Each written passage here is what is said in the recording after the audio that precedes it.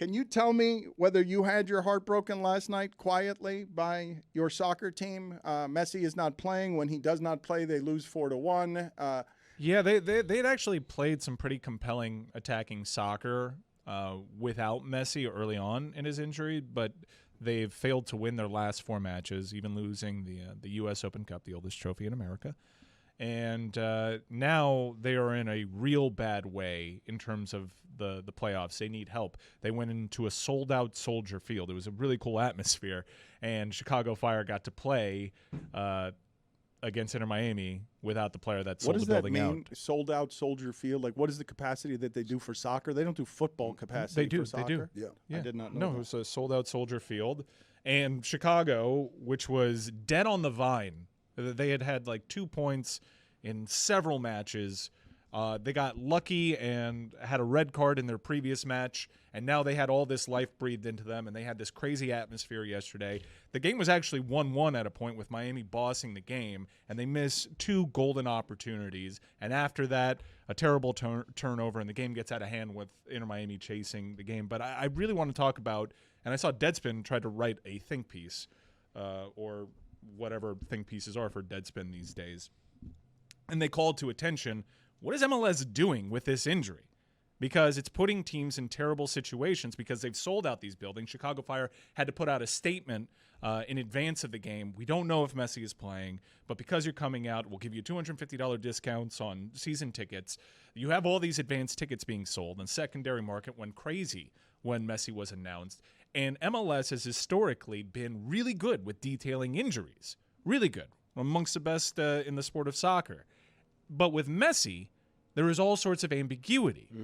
And it's kind of bullshit. And let's strike kinda from the record. It is bullshit. Just come out and give an injury timeline. Be more forthcoming with that injury. There have been reputable reports out of Argentina that say he's out for the season. I have heard through chatter that he is out until the international break. Inter Miami have 2 games in hand. They're against opponents that they are chasing directly with Charlotte FC, 1 at home and 1 at Charlotte. It would be huge to get him back for those 2 games at Charlotte, if provided that there's something to play for. But they are just being coy about this entire injury. Meanwhile, he's not making trips, and Jordi Alba is also injured.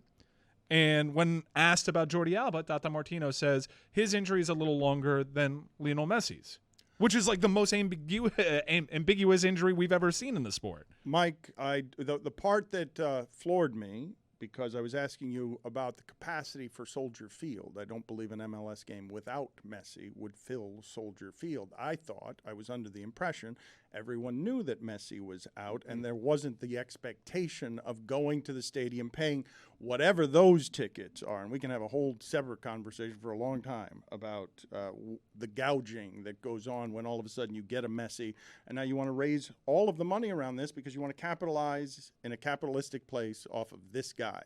But you sound like you're telling me they sold tickets with fuzzy injury stuff because then you get the 100,000, you don't have to give refunds, and everyone knows Messi's not going to play. You never give refunds for injury. That's how sports work. But when the news of Messi coming in Miami breaks, everyone rushes to buy tickets to see him on the road. Oh, he's coming to Chicago in the second part of the season. Let's snag tickets. And also scalpers do that. Let's get these tickets. And the way that the secondary market and the primary market work is you get your tickets and you hope to God that Messi shows up. Where it's unfair, and they don't know the secondary market anything, but you should manage expectations because there's a lot of people that have spent a lot of money on these tickets that are going there and are being surprised because they haven't come out and said that he is not playing. They didn't even come out and say that he wasn't playing here. The statement that Chicago Fire put out yesterday said, we have no idea if Messi is playing. And I do think you owe your fan base something. And there's a gamesmanship angle to it that has been totally absent. Like, what are these government secrets? Bill Belichick is handling injury reports now? This isn't gamesmanship. This is all business, right? Is it this naked? Are you telling me it's as simple as we know Messi's not going to play, but we'll charge you for the possibility that he might? Because the idea is that for Miami to announce he's out for the year, craters, road attendance everywhere. And even though the tickets have been sold, concessions haven't. But that's parking a grift. Hold on. That's a grift. Hold on. Of course it's... This whole thing is a grift, Dan. Hey, are you still that kid from 1995? I'm Jeremy, yes. This whole thing is a grift. What do you mean? We sell. What do you mean it's a business, Daddy? We sell hope. Don't call me daddy. We sell hope here, right? That's all we do. And so people come with the hope to see the second best Argentine football player of all time in the flesh. But if they don't see him, they still have to buy hot dogs and beers and all that. And then on top of that, what Mike just said, what the Chicago Fire did, said, hey, you know what? As our bad, we're going to give you discounts on season tickets next year. Well, guess what? How many of those people weren't planning on getting season tickets? Like, well, they gave us $250 off, so you might as well. So they just turned it into another sales opportunity. This is all business. Is Mike allowed to be hurt by that? No.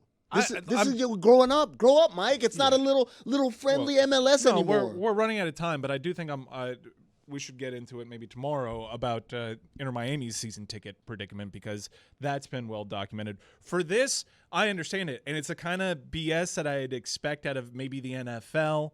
It's a kind of BS that I'd expect around a tanking NBA team that wants to disguise whether or not a star player is available. I don't even get this in European soccer. And the thing is, it's not how MLS operates. For the most part, their injury policy has been pretty forthright. But when it comes to Messi, we're writing rules on the fly, and there's a lot of families that are spending a lot of money, that are probably spreading themselves a little thin, that maybe don't have access to social media sites that are constantly updating this so-and-so non-verified report out of Argentina, that are going there and are honestly feeling like they're being punched in the stomach. And I do think that the league should do the right thing and establish a timeline, or at least be a little bit more forthright, because the ambiguity is only hurting people. Mike, I went to England in like 2016. I went to Brentford, which was a third division team at the time, and I said, let me get tickets to the game. It was sold out for months. No chance for this third division team that wasn't good. Dude, that's their culture over here. Over there. Over here, we got to move units, man. And that's what they're doing right now. They're trying to move units. They're trying to make that leap from sideshow to one of the big shows. And this is part of it, man. This is America, Jack. Well, it's not just America, though. I love when the sports teams represent the cities. So, of course, a Miami team is going to run a grift on you with the most popular athlete in the world. Like, it won't be truly Miami, like inbred in our culture, unless it is on a foundation of total commercial grift and greed.